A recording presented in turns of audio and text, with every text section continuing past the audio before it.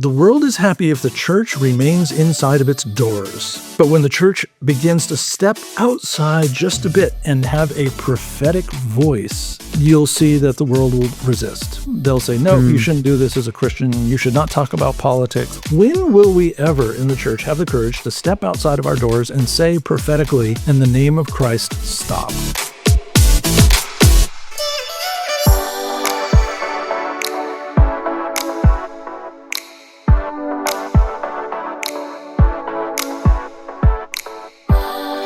Hello, friends, and welcome to the Ferris Abraham podcast, where we explore faith, leadership, and important matters in the Middle East while discussing topics that elevate your perspective and deepen your faith. Today, I'm thrilled to have my friend Dr. Gary Burge join me here on this special episode in this podcast. Gary is a passionate advocate for the people in the Middle East, for the church in the Middle East, and he is a trusted expert, or a trusted voice, I should say, on the theological issues surrounding Israel and Palestine. Many American and Western churches turn to him for clarity on the Israeli-Palestinian conflict, and especially his book, which is fascinating, called Whose Land, Whose Promise, has profoundly shaped countless people who seek to understand both the biblical and the modern dynamics of this complex region. He has a PhD in the New Testament. Gary also spent decades in teaching at respected and highly regarded institutions like Wheaton College and Calvin Seminary. In today's conversation, we will explore an important and timely question. How can we as Christians better understand the gospel in its proper cultural context and apply it to the ongoing conflict in the Holy Land? If this is your first time joining me here, welcome. Please take a moment to subscribe to my YouTube channel and follow the Ferris Abraham podcast on your favorite platforms so you never miss an episode. Now, let's dive right in and give a warm welcome to my friend, Dr. Gary Burge. Well, Dr. Gary Burge, welcome to the show. I'm so glad and excited to have you here with us. Thank you. It's great to be here with you. I'm looking forward to it. So you studied at the American University in Beirut, Lebanon, when the civil war broke out in the mid-70s. Yes. Can you share with us a little bit on how this experience shaped your worldview and perspective on the region? Sure. So I was 20 years old, 21. No one blows a whistle and says, the war begins now. There were rumblings of the war in 72 and in 73. We all mark it around 73 to 75, but the American University closed. There was fighting on the street. The mostly Palestinian refugee camps around Beirut had militarized themselves thanks to the Syrians, and then the Lebanese army began suppressing all of that. So it was, really eye-opening. I was culturally naive, certainly. I have to say that. I had never been in a war zone before, of course. I was young. I really didn't understand that the politics of this part of the world could be so complex. I lived on a floor, the only American guy, and mostly Palestinians on my floor. These guys were really angry about that, and we couldn't leave the dorm because they said it was too dangerous. So we just all sat around eating tuna fish and bread.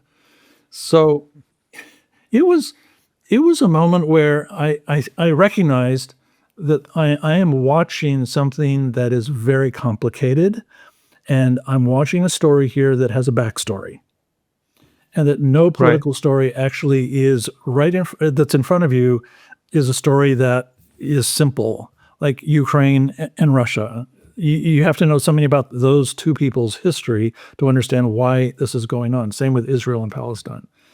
So I think I lost my innocence in Beirut, and I really saw how complex it was. I traveled to about 8 Arab countries during that time, and Israel included. And I was, I think I began to be aware. That drove me into doing political science, and it drove me into doing in-depth research, actually, on Israel and Palestine. But it was a real awakening for me. Wow. So in your books, I mean, that shows how much work have you put in your ministry to Yep. kind of it shaped everything about your writing, your preaching, your Yep. all around. So a remarkable argument you make in your books, and it's almost like a theme about the theology of the land. Yes. And this is a hot topic for many people, because many people that I meet as a Palestinian Christians, they don't even know what to think and how to believe and how to really approach a geopolitical conflict. Yeah. And most of the time we oversimplify it to specific terms and everything. But you make a very remarkable argument about the land, the Holy Land, or what we know as Israel and Palestine. Can you give us some insight on your books and kind of give us a book summary of what that means? I think if someone wants to really dive into this, the two books that would be helpful would be Walter Brueggemann's Old Testament theology called The Land. And then I wrote a matching volume that goes with that. It's called Jesus and the Land, and it's a New Testament theology of the land. So I think that when we look at the conflicts in Israel and Palestine, it's easy for us to say, well, this is all about simply stealing land, and it's all about a struggle over land, and that's in the end of it. But it's not. There's a backstory, like I've said. And it goes all the way back about 3,000 years. And if you look inside of Genesis, what you see, as Brueggemann says, the land is at the center of Old Testament theology. So God makes a covenant with Abraham, and landedness is central to that covenant. He's promised the land of Canaan. So that is reinforced 3 times in the book of Genesis, that yes, this promise of land is going to go to Abraham and his descendants.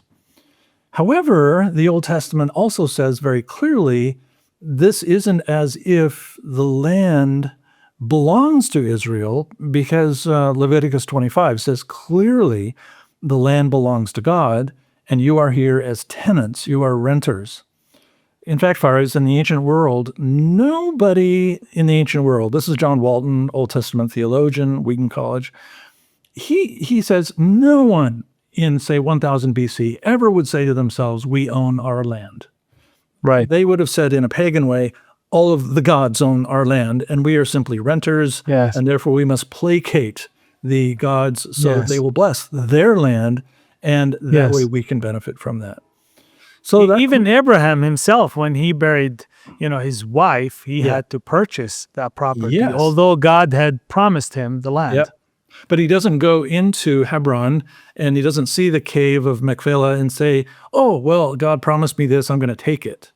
David does not even do that when he wants to get land for building the temple in Jerusalem. No, he understands that this is something that must be handled justly. So if the land belongs to God and it doesn't actually belong, there's no title deed like we think of it today. You can't use modern categories and project them back 3,000 years. So, well, they say, on the other side of the debate, this land is the eternal, property given to certain people, and Jerusalem is the eternal capital of the Jewish people. Right. Yeah, 2 things about that. First of all, there is no place that actually says to them they own it as if you would own a piece of property. There isn't that idea. They have the right of use, but not actually this notion of ownership. The other thing is that, as John Walton actually also shows, this idea of eternal ownership to eternal use or something, the notion of eternal is really foreign to Hebrew thinking in this time. That is a very Greek idea that something would just go on forever. But instead, the Hebrew mindset, the Semitic mindset, thinks instead that this is something which is fixed and permanent. In fact, the Hebrew word that is used for eternal there does not mean eternal at all. It means something which is a steadfast and strong commitment. That's what it means. And we have examples inside of the Old Testament where God says, well, you can have, I promise this forever, and then he changes his mind. So this idea that this is a land that is, number one, owned by is really, it's in question.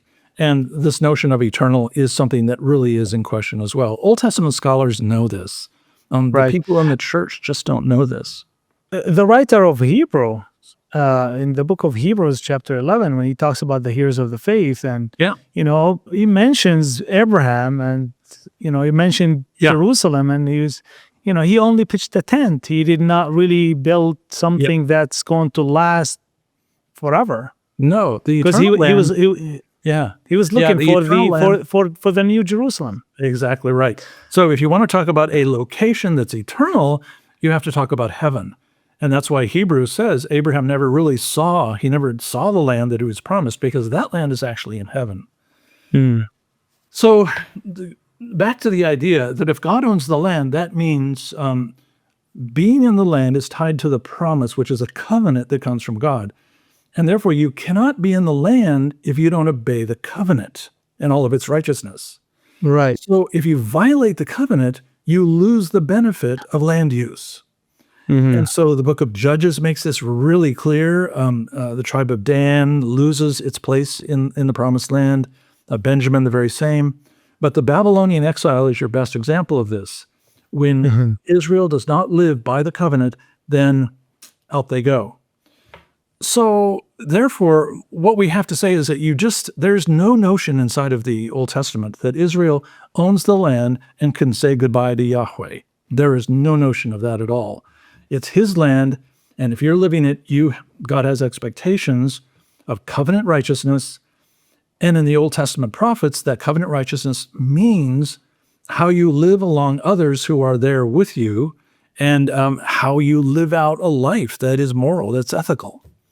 So that leads to multiple questions. But number one, does the land have any spiritual significance today? Does Jerusalem have any spiritual significance? And does building a third temple have any spiritual significance? Right. Yeah, and when I take people to Israel, Palestine, actually, when they get to the Holy Land, you can almost see that they feel like they're walking on holy soil or something. They go to Beit Sahur and they figure, oh my goodness, that's got to be God's house. Yes. So they go to Jerusalem, and they honestly, you can see them collecting water from the Jordan River, collecting sand from Jerusalem, and they take it home and they think it has some kind of spiritual power. I would never say any of those kinds of things, because the land is holy because of what God has done in the land. It isn't holy as if intrinsically it actually had that kind of holiness. The only space where is that resident holiness is in the temple inside of the Old Testament. And so that's why there were rules about getting close to the temple. There were rules about who could go into the temple. But having said all of that, that is really doing Jewish or Old Testament theology. When it comes to the New Testament, as I like to say, changes the spiritual geography of the world. In other words, everything that we have expected of the Holy Land is present in Christ. Now, let's just go to the temple. That's the toughest nut to crack right there. And so therefore, if anything is sacred in the Holy Land, it's the city of Jerusalem. And if it's a city of Jerusalem, inside of Jerusalem is the temple. Inside of the temple is the holy place. Inside of the holy place, it ascends in holiness. When I look at the life of Christ, what I have in the life of Christ is the locus of God's presence in the world. That's why in John 1:14, John can say, and the Word became flesh and dwelt among us. That technical word is for the tabernacle. Right. So as Jesus moves through the land, it's almost as if God's presence is now with him, and he is the locus of holiness. And you might say it this way, that place of holiness, therefore, has moved from the temple and its precincts directly to Christ. You see this played out dramatically in Acts chapter 2 on the day of Pentecost, because what you have is, inside of the temple there was fire and there was bread. But fire actually then moves from the temple, and these little flames of fire, which they had in the temple, now suddenly settles on the community of Christ. And the idea is, if you are looking for that holy space, you are going to find it in Christ and in his body, but you're not going to find it in geography. So can we echo what Paul was saying, that all the promises of God find their yes and amen in Jesus? Exactly right. Exactly right. So Did Paul get it right back then? Yeah, so Paul is exactly what Paul's saying. It's almost like all of the funnel, the history of Israel is moving through a funnel, and the very center, the very tip of that funnel is Christ. And then it moves out again, and its history incorporates the church. So to someone, listening to this for the first time, they might say, hey, these guys sounds like replacement theology. What do you say to that? What is replacement theology? Yeah, let's start there. Okay, so replacement theology is something that was born probably 200 years after the New Testament was written, and there was a strong tendency to say that the Christian church has replaced ancient Israel, and it gave birth to anti-Semitism, thinking the only role of Jews in history is to be blamed for the death of Christ. And that actually continued all the way into Europe. The Middle East didn't absorb that really in the same way. This is a very European issue. And of course, it came to a head at the Holocaust. Right. So the other people have said, well, no, not so quick. We do have some kind of replacement happening inside of the New Testament. Every New Testament theologian would say this very thing. In other words, something has transpired in the covenant of Christ that stands now in front of the covenant of Abraham and of Moses. And therefore, if you want to be attached to God, you must come through Christ. Okay, so if there is some sort of replacement at work, the real question is, what do you do with Jews who do not believe in Christ? That's the question. Right. And when we read Romans 9 through 11, Paul is clear that it isn't as if they've been dismissed from history. They are our cousins in faith. They are the custodians of our scriptures. They are the heirs of all of these things that come from Abraham. But Paul says, even though they are hostile to the gospel in Romans 11, he says, but still there is hope that they will be ingathered at the very end. I think he's talking about the end of time. He doesn't say this exactly. But I think the expectation is that Tom Wright, N.T. Wright, says, well, it's going to be the evangelism of the church that brings them into the fold. Other people say, no, it's going to be the end of history when Christ returns. Then they are going to seek who their Messiah. Somewhere in the future. That's just speculative. We don't know about this, but Paul holds out hope that God is not finished with his Jewish people. Right. So therefore, our position should be inside of the church that we have respect for, we acknowledge the value and importance of Judaism, because they are people like all people who are loved by God, but they've also played a role in biblical history, which is certainly unique. Yes. A lively question that's inside of Judaism today and should be alive inside of the church is, then what does it mean to be Jewish? I mean, if you're a Christian, I would say to you, well, if you're a Christian, you probably believe the following 5 things, but there's no ethnic component to that. Whereas you are Palestinian, I'm Swedish and German. We don't care about those things because our unity is as brothers in Christ. But over in Judaism, you have an ethnic component, and you also have a faith component. And for 2,000 years, Jews have debated, is it possible to be an atheist and yet still be ethnically Jewish, and are you still Jewish? Right. It's really fascinating. And I think Paul actually weighs in on this. And for him, you have to share the faith of Abraham. So therefore, this Jewish community that we see as our cousins, these are people who are celebrating and living out the covenant of Abraham and demonstrating that kind of righteousness. Yeah. The way I always approached this, and it was a struggle for me as a Palestinian Christian to really fully understand the relationship. And, because I love Jewish people. I love Muslim people. Yeah. Just like Jesus commanded all of us to do, for God so loved the world. It doesn't matter. And God's holy land is no longer just a mere strip of land. I think the entire world is God's holy land. And Paul makes that clear in Romans 4:13 when he talks about the faith that Abraham had, that made him inherit the entire world. He wasn't talking about this small. Yeah, so that's God's holy land. But I always believed and felt it deep inside my spirit that Old Testament believers and New Testament believers are one people. Yes. Are one covenant community. Because you're a child of Abraham. Yep. Right, beautifully connected through the cross. Yes. And my old pastor used to say, Jewish people of the Old Testament, they were like ascending up the hill, making sacrifices, looking to the Messiah that is going to come. And up on that hill, there's the cross. Yeah. Right? They were looking for the Messiah to come and redeem them, because sacrifices merely bring temporary forgiveness, right? But the cross of Christ brings full redemption. We're brought into the family of God through the covenant, the new covenant of his blood. Yep. And the New Testament believers, it's that picture that he gave on the hill, going down the hill, looking back about what what Christ had done. Yeah. And then we take the bread, we break the bread, and we take the fruit of the vine, remembering his broken body and the shedding of the blood. But it's always, in God's eyes, it's one plan, one covenant, one people. And Peter, even in his letter, he's Jewish, and he's addressing a Jewish, audience and Gentile audience. He's saying, you're a holy nation, you're a chosen one. He uses Old Testament descriptors to give to that.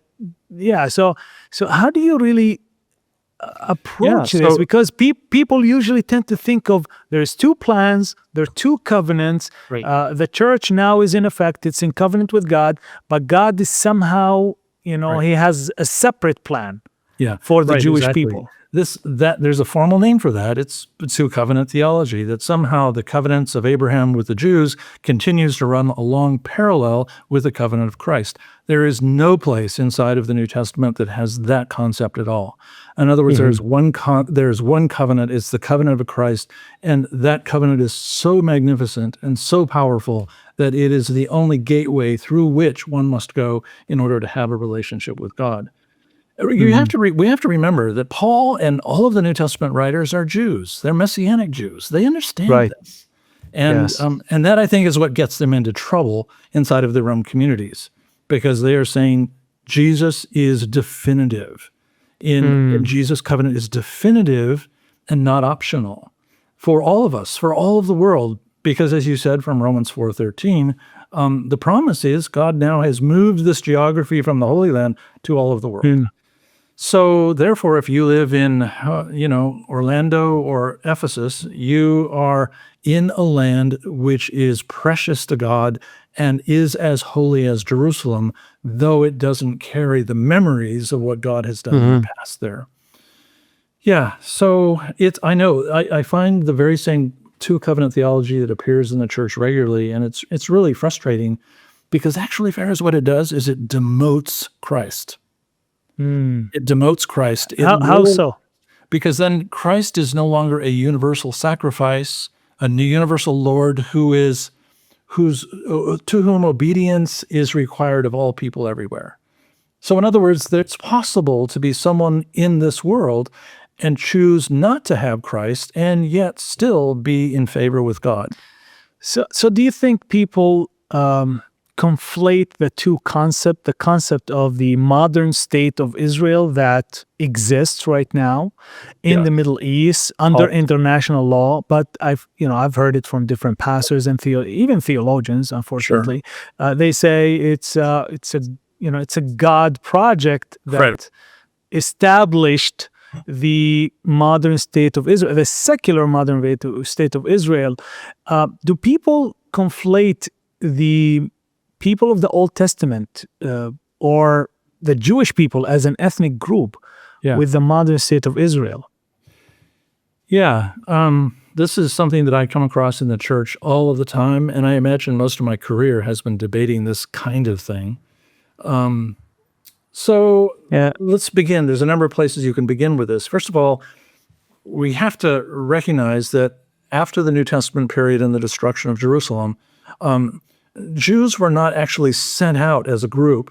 here's the fantasy. The myth is this, is that just like in the Babylonian exile, the Romans took the nation of Israel, sent them to Europe, they remained intact, and then they have now come back in 1948 to create a state.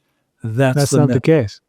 And it's completely wrong. I mean, the Romans never did those sorts of things.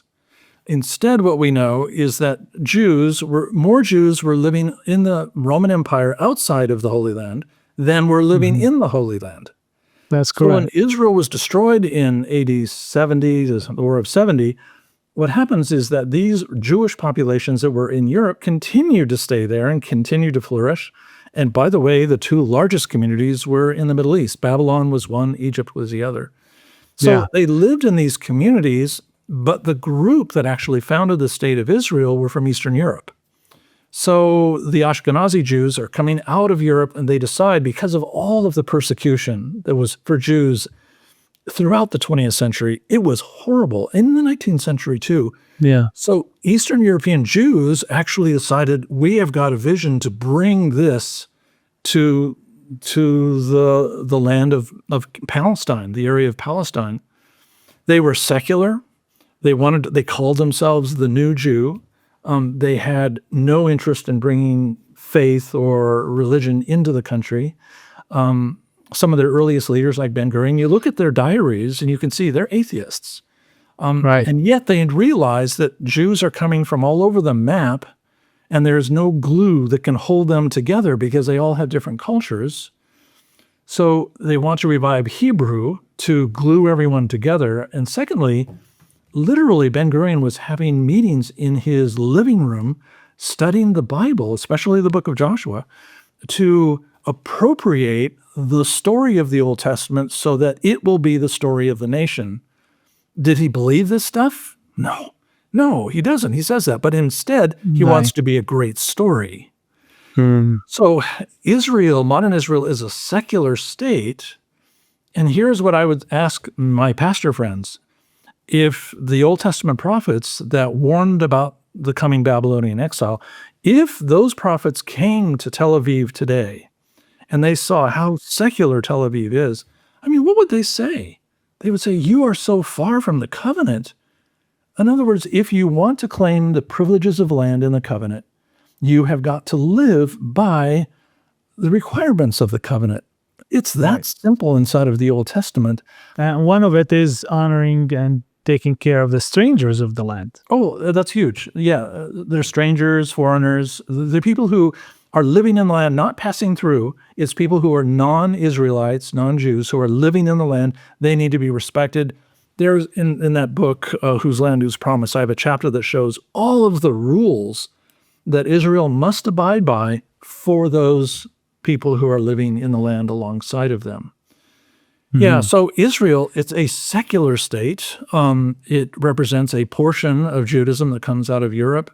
And because it's secular, there are many Jews around the world and in Israel that don't believe this state should be called Israel. That's a state. It should be established when the Messiah comes. So this lack of righteousness, this lack of interest, over 3/4 of Israel, they are not religious, they call themselves. That's how they call it. It means they're not practicing. Therefore, the Sabbath is kind of a nice holiday. Passover, we have some memories there, but they treat Passover like some people here treat Christmas. Right. So it's a secular state. So to draw a direct line, say, from Abraham to Benjamin Netanyahu is such a stretch. It's a stretch politically, it's a stretch historically, but theologically, there simply isn't a fit except for an ethnic line. There's an ethnic line going back, and of course we have to respect that. So criticizing the modern state of Israel and its policies, many of, even some of my friends have called me anti-Semitic for even calling for a ceasefire in Gaza. Sure. As you know, I have relatives in Gaza. I was born and raised in Bethlehem, but my wife was born and raised in Gaza, and she still have Christian families who date their Christianity back to the 1st century. They've always been Christians in the land, and when we voice our our concerns and our legitimate anger about how Israel is conducting itself, Yep. and how the response after October 7 has been brutal. And people have been just been dying on the streets, thousands of them, thousands of orphans. All the buildings, 85% of the buildings are rubbled on the ground. Yep. Israel, Gaza is inhabitable place right now. There is infrastructure is gone. All the schools, the universities are Right. gone. And when we say, this is wrong, has Yep. to stop, we're being called anti-Semitic. Is that a legitimate argument? No, that's not a legitimate argument. Israel has worked very carefully, and Israel's lobbyists in Washington have worked very, very carefully to say that since anti-Semitism is the forbidden word, you do not want that attached to your career or your life at all, that criticism of Israel's domestic policies is anti-Semitic. Anti-Semitic means a dislike for someone who's Jewish, who you dislike them because of their race. It's a racism. Right. That's really what it is. But this criticism of Israel's behavior in Gaza is happening all over the world because it is not about race. It's really about one secular country with a very large army displacing and killing a resident population it doesn't want there. It's happening on the West Bank. It's happening in Gaza. And not only is this kind of behavior, this terribly violent behavior, reprehensible in every respect, Christians have been cheerleading this, especially in the United States. So no, we're not anti-Semitic whatsoever. Yeah. If somebody were to say, you have a lot of Jewish friends, don't you? oh, in Israel, here and in Israel, both. They're my conversation partners about this. I tend to have a hard time, frankly, with my Jewish friends who are wanting to defend the bombing of Gaza. I find that it's almost wounding morally for me to entertain that kind of conversation. And so I have many Jewish friends who are aghast. I think all of our listeners have got to understand this. It isn't as if this is a Jewish activity in Gaza. This is an Israeli activity in Gaza. And there are countless Jews around the world and in Israel who find this, they are aghast. They're horrified by what they're seeing happening here. But an ultra-conservative government fed by settlers from the West Bank, they are the ones who are in control of the government. And as we all know, governments can suddenly find themselves in the hands of people who have frightening tendencies. Many people that I have interacted with, they tend to oversimplify the conflict, and they say it's a spiritual conflict. It's all when Jesus comes back, this is all going to be. So no, there is no peace in the Middle East until Jesus comes back. Right. How do you really respond to someone who have this kind of theology in their mind, who who view the conflict in the Middle East and in the region as a spiritual conflict, rather than human rights abuses deeply rooted in territorial disputes and purely political dispute? They would say something like, this is a spiritual, this is a conflict between God of the Bible against his enemy. Right. How do we help people really navigate through this, the complexity of this issue? I think that people who succumb to that kind of polarized view of the conflict have not been reading history. There is a marvelous study. I'm very interested in the period from World War I all the way up until 1939 when the Second War started. And in both of those conflicts, people said the very same thing on both sides. They said, in World War I, God is on our side and the other side is the devil. And the other side said the very same thing. In other words, when it comes to a conflict of sufficient severity, people will exploit your spiritual sensitivities. They will exploit you every single time. Especially politicians. Oh, my gosh, yes, politicians and religious leaders will do that. There are religious leaders in Islam who will do that with their Muslim audiences. There are Christian leaders on our side and Jewish leaders who will do this with their congregations. No, what you have at work here is a land struggle. This is not about the West versus the East. This is not about religion. This is about a resident population that has been there for a very long time and an incoming European population that wants to expel the native population from the land. This whole thing is colonial. If you really want to hear the story of what's happening in Gaza and the West Bank, simply look at Australia. Australian historians are saying this, not me. Look at South Africa, the very same thing with the black South Africans. This is a pattern. And this is probably the last colonial exercise the world will see, I would imagine, unless the United States takes Greenland next week. So this is a political move that Israel is making to steal the land for their own people and to expel all of the others. So it isn't a spiritual matter at all. In fact, do you know, many people don't know this, but during the 1940s and the 1950s, large populations of Jews who came from Arab countries, over 500,000 of them, moved from Baghdad and Cairo and especially Morocco. They came to Israel. They were really pushed in many ways. There was Israel needed to increase its Jewish population. And so you mean they weren't facing any persecution? That's where I'm headed. You can read autobiographies of, they call themselves Arab Jews, living in Iraq. They were Iraqi Jews, and they spoke Arabic. They wore the same clothes as the Arabs did. They ate the same foods. They'd been living together peacefully forever. And so it was just like there were Kurds, there were Christians, there were Jews, there were Arabs, there were Shiites and Sunnis. I mean, they just lived together as this large amalgam.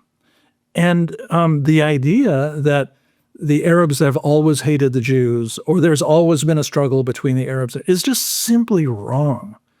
But this is a part of the propaganda that comes out of Israel, and I think we have to reject it. We have to prepare ourselves and know something about what life was like actually for those Jews living in those places. Well, we can never say this is a definitive. I mean, you would find some isolated incidences there. Oh, sure there were. There is hatred for the Jews because they're Jews in Arab countries and in Muslim contexts. So we can't pretend that it's not there. But I think it's exaggerated in a way, because I believe anti-Semitism is the crime of the West. Anti-Semitism is not the crime of the Arabs and the Muslims. The Arab world imported that from the West. That's right. No, it was white Europeans that killed 6 million Jews in World War II. That's right. It wasn't the Arabs and the Muslims. No, but let me just sort of be clear about one thing. When I'm talking about the healthy communities, say in Baghdad, that went all the way back in time, I'm talking about the 1930s. I'm talking about 1940, 20, 1900. That's what these people are talking about, their childhoods. They were wonderful. So they were thriving communities all across the Middle East. The Jewish community in Babylon was wealthy. It was great. Even in Palestine, I mean, Palestinian Jews, they lived among Christian communities, Muslim communities, and so what you have is really the birth of antagonism toward Israel inside of the Arab countries, probably about 1950. Especially after Israel expels 750,000 Palestinians out of the country after 1948. Then what you have is a reaction that comes from Egypt and Syria, Iraq, Jordan. That's where that comes from. And today, it's festered. And it is. So in the Arab countries, you have a lot of it. I have a friend who serves in Bethlehem. Yep. But his grandfather was forced out of Jaffa in 1947. He became a refugee in Gaza.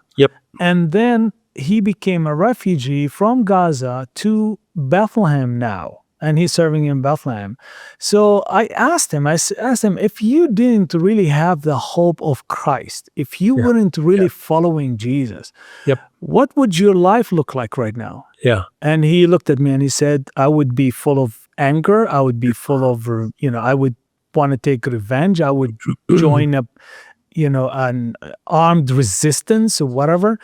I don't want to give justification to any, I'm a Christian, so I believe in a non-violence Right. movement and approach to conflicts. And but there is really a humanitarian catastrophe that the Palestinian people have been subjected to. Yeah, and it takes enormous courage as a Christian Arab, or a Christian Palestinian, I should say, to absorb this kind of pain and not be angry. As you know, Faraz, I'm pretty well connected to many pastors who are in Bethlehem and Beit Zur. And they say to me, one of the principal features of their ministry is how you care for people, young people who are, say, 15, 16, 17, 18, 19, up to maybe 30. They're not married, they're single, they feel hopeless, and addressing anger and revenge as a feature of discipleship is a really big thing. Yes. So how is it that I love my neighbor? How is it that I turn the other cheek? And when you're 18 years old, you really want to throw that rock. You really want to get into conflict. And so we don't think about that living in the United States. We have, for us, a crisis is the heat doesn't come on at church. But for them, it is we don't want our young people to sacrifice, to harbor any ill feelings, anger, or they sacrifice their develop anger faith on the altar of resistance and violence. Yeah. So let me ask you this from your experience and your perspective: is there any viable solution to the Israel-Palestinian conflict that we Christians can really advocate for? While remaining faithful to biblical teaching. Yeah. The leading advocates or the really high tier historians right now say there is none. And that's really depressing to me. The idea that there are only 4 possibilities for this conflict. And this is pretty well known among historians. The first is to have 2 states, one beside the other. That's the American policy for this country, and have a Palestinian state on the east and on the west Israel. That's gone. That's finished. There are too many Israeli settlers. That's never going to happen. That ship sailed a long time ago. The other is to have a one-state solution in which there is one vote, one person, and this is a shared government. And that means both sides have to give up this fantastic dream that they are going to possess all of the country and expel the other. No, Palestinians and Israelis are either have to live together or they're going to die together. It's just that simple. So the one-state solution is voted down all the time by the Israeli population when they find out what it would actually look at. Right. The other is to have an entirely Israel or Jewish community in which they expel the Palestinians. And I don't think that is actually going to work. But I think in Gaza, that is the deeper game plan. We want to get rid of 2 million people so we can change our demographics. From my own sense of it, I think that a one-state solution, and I think it's where sound minds are able to say to the violent on the right and the violent on the left, the violent in Palestine, the violent in Israel, you have to stop this. Yeah. So at least what we can say is that this level of violence was never even seen in Afghanistan, was never seen in Iraq, was, by the way, not even seen in World War II like this. This is crazy. Right. The tonnage of bombs dropped in Gaza is off the charts. But I know that a lot of your audience, Faraz, is American, and I think we have to be very, very clear about one thing, is that the Israeli arsenal that is doing all of this bombing in Beirut, Gaza, it doesn't matter now. I predict you'll see bombing like this in the West Bank. These are American bombs. We are paying for this. If you pay taxes, you had paid for this. Let me just give you one example that is really... Some of our leaders are even signing those bombs. Yeah, I've heard stories like that, but I don't know. Yeah, it's hard to know. Yeah. So in the United States arsenal, there are 4 sort of weights of bombs, and they do a lot of damage. 250 pound, 500, 1,000, 2,000 pound bomb. The 2,000 pound bomb in our arsenal is so huge. It's just so huge. We only use it in American war doctrine for bunkers where deep in, say, a hillside like in Afghanistan, or on a bridge, that kind of infrastructure. We forbid it to drop a 2,000 pounder in an urban center because of the amount of damage it does.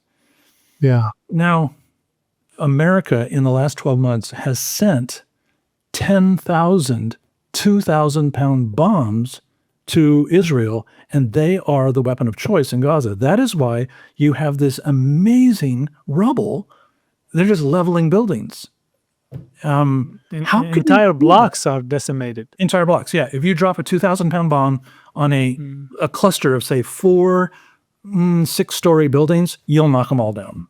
And the thing is, they're bragging about it on TikTok. I mean, they're filming themselves doing it. Yes, exactly. So you That's have to the go on sad YouTube. You can go on YouTube and actually see photos, videos of what it looks like when a 2,000 pounder hits. Those belong to us. Those belong to us.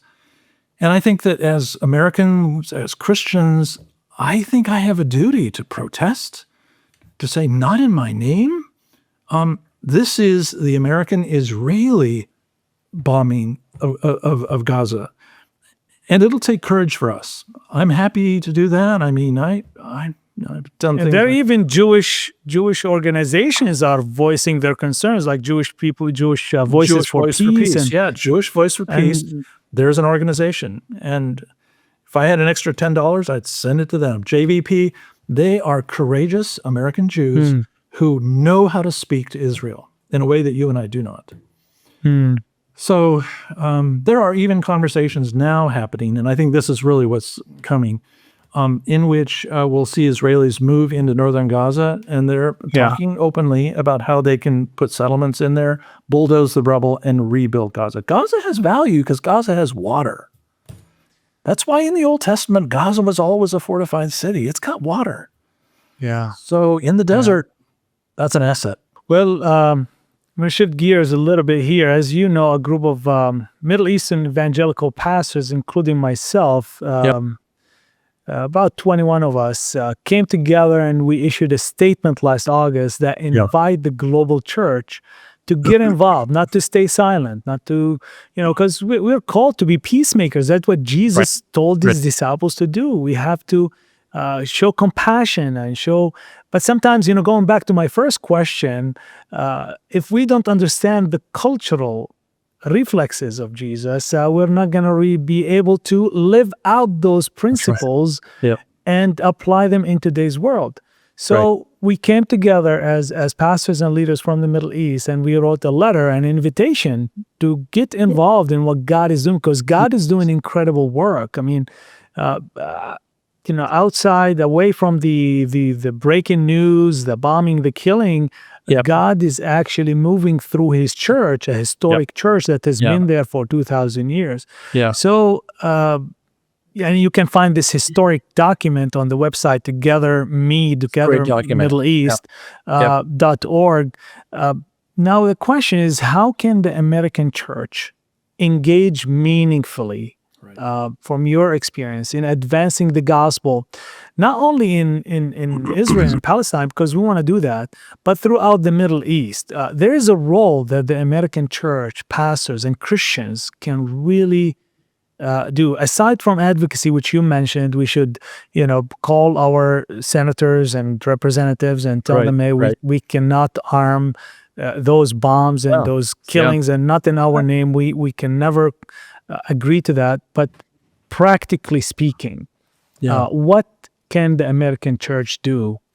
Well, first of all, Faraz, let me just go to your document. I think that everyone who's listening, I hope you know where that document is. I hope you read it carefully.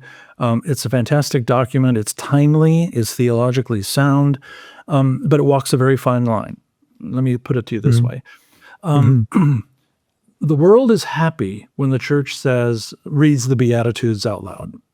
But when Jesus says, blessed are the peacemakers, if you just keep that inside of the church, you really have not brought the gospel as salt and light into the world. You haven't. So if I step into the world and I say, look, the kingdom of God is interested in peacemaking, and here is where I see an example where there is violence, and therefore, in the name of Christ, cease and desist. Now, once it's a very fine line. The world is happy if the church remains inside of its doors. But when the church begins to step outside just a bit and have a prophetic voice, you'll see that the world will resist. They'll say, no, you shouldn't do this as a Christian. You should not talk about politics. You should stay away from all of this. Actually, politics is just simply the public arena of how power is brokered among people and how money moves. That's politics. So we inside of the church have got to have the courage. When will we ever in the church have the courage to step outside of our doors and say prophetically, in the name of Christ, stop? I think if the church can never do that, as, by the way, the church did not do in the 1930s as Hitler and the Nazis came to power, the Lutheran Church was silent in all of this thing because they had been co-opted by the government.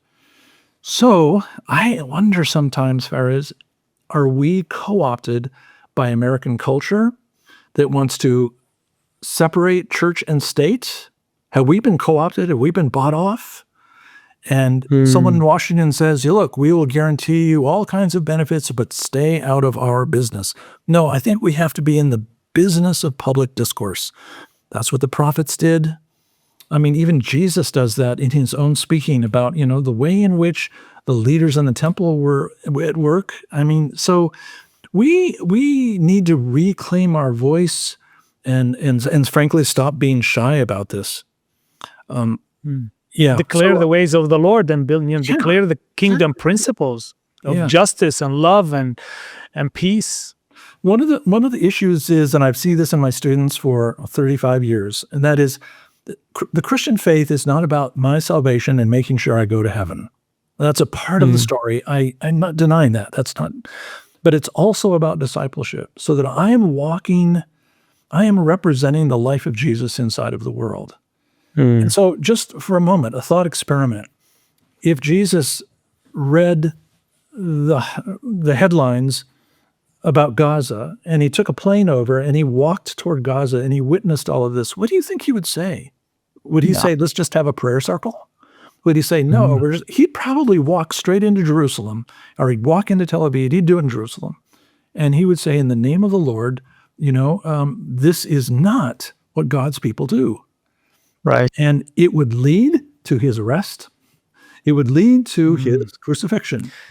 I mean, he did it multiple times when he was teaching the disciples how to handle these situations when he walked into Samaria, for example, right? Exactly. The way he handled the Samaritans, which they were considered the fierce enemies of the Jews. That's right. And, but that's, that just for another episode, I think we need to talk about the Samaritan because that brings me back to the first question I asked you, is really understanding the cultural context Jesus lived in.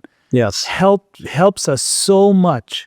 In not only understanding his message and understanding the full extent of the gospel, but it will equip us and empower us to live out those principles and share them and preach them and proclaim them throughout the earth. So the thing is, I wish people would realize that the world of Jesus, let's just imagine he's living in Nazareth, he's 27 years old. The world of Jesus. He's under military occupation. A violent military occupation. He probably sees Roman soldiers at least once a week. Any political speech is suppressed. They are poor. They are forced to pay taxes, which they don't have the money. It's really, really a tough situation. And therefore, and religious conservatives are looking for power in order for perhaps they can push against the Romans. The whole environment is volatile. It is not a safe environment. Jesus is homeless. He moves from place to place. He tells his disciples they have to be homeless as well. Became a refugee? Yeah, he becomes a refugee. As a child, he's a refugee in Egypt. I just did a sermon last week on the arrival of the wise men, the Magi in Bethlehem. And I thought to myself, Matthew 2, 1 through 12, the Magi come from the east, no doubt Persia, I think, and they come to Jerusalem, and they are consulting with the political leader of the day. In the palace is Herod. Herod, of course, says, oh, man, I love this Messiah idea. When you get to Bethlehem and you find him, let me know so I can go down there and... Call me. Yeah, call me. Yeah, call me right away. And he's lying. He's lying. Right. And so therefore they go down, they find Jesus, they give him gifts. By the way, when they were carrying those gifts, they are sort of national endowments. These are gifts that you always give to the royalty when you arrive. Right. Herod gets no gifts. The gifts, Right. the national gifts are given, as Faris knows. In Arab culture, it's the same way. You show up at your house, you got to show up with gifts. Absolutely. So anyway, they don't go back to Herod. They take off. Now, I think the whole Herod story and the Magi story is a warning to us. God is at work in the world, and he's doing fabulous things. In Bethlehem, in this case, the powers in the palace will never like it. In fact, they will come against it. So if we think that we have allies in political places, we are naive. We are so naive. But when the kingdom of God begins to express itself into political spaces, the Herods of this world will push back. And they'll do so violently, just as he did in Matthew 2. Yes. But that doesn't mean that Christians shouldn't get involved in, running for office or, no, of course not. They should. Serving the army. I was a chaplain in the military.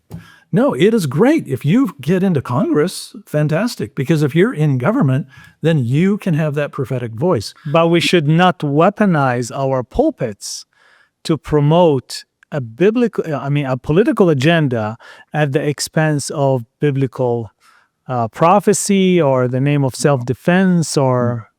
No, the gospel is the gospel, and that's what belongs in the pulpit. The gospel is the gospel, and we have to make sure that we understand the difference between those two. But if I'm simply promoting a political agenda from the pulpit, then the church has lost its mission. It's lost its way, essentially. But if somebody actually becomes a military chaplain, I was in the Navy once. I've never told you that, Ferris. No. But if you're in Congress or work, here's the catch, though. You are living close to the halls of power. Yes. And that power wants to reach out and possess your heart. Yes. So when you're in Congress, the question is, will you retain your Christian identity and your Christ-like voice? That's the question. So if you're going to go into government or you're going to be a military officer and wear all of the nice fancy things on your collar, you've got to make sure that you understand that your own faith, this is a tricky place to be as a Christian, and compromise will confront you every single day. Amen. Well, fascinating conversation. Thank you so much, Dr. Gary Burge. When can people find you and follow your work? Yeah, I have a website, garyburge.org, and anything that I'm writing and speaking, that kind of stuff goes right up there. So easy to find me, garyburge.org. Any interesting projects that you're working on right now? Yeah, I'm just 6 months ago finished a book on Galatians and Ephesians, and right now I'm writing on Colossians. So Colossians is on the Greek text of Paul, so I've had to really be on my toes in Greek, but it's been delightful. I usually work in the Gospels. That's my thing, the Gospels and its culture. But working in Paul now has just been a delight. Reading Paul in his own language, reading Paul in Greek, I wish you could all do that. But it's just you sort of feel, it's like rewiring a house with the power on. Re-immersing yourself in back in the 2,000 years ago when he did all his trips and missionary work and went all over the world planting churches. I'm writing on Philemon right now. And you know what, Ferris? Like in English, when you and I talk in English, we can use tone and we can use sarcasm. Like I can roll my eyes like, oh, Ferris, really? We do all these things all the time. And if you read it in the Greek, you can see that kind of edginess come out in Paul. Yeah. He's willing to say some things which get diluted in English. Anyway, It's a lot of fun. Everybody go study Greek for the rest of your life. Amazing.